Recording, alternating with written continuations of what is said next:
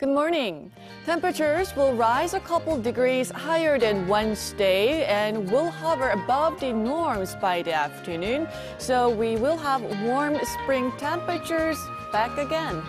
Meanwhile, a dry weather advisory has been expanded to more areas with even warnings in parts of the east and Daegu.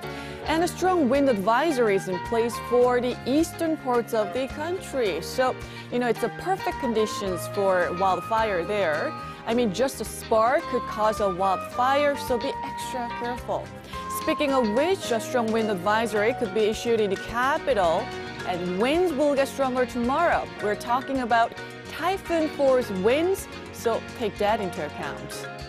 Temperature gaps could be as wide as 10 to 15 degrees, and highs in most areas will be in the upper teens under bright skies along with normal air today.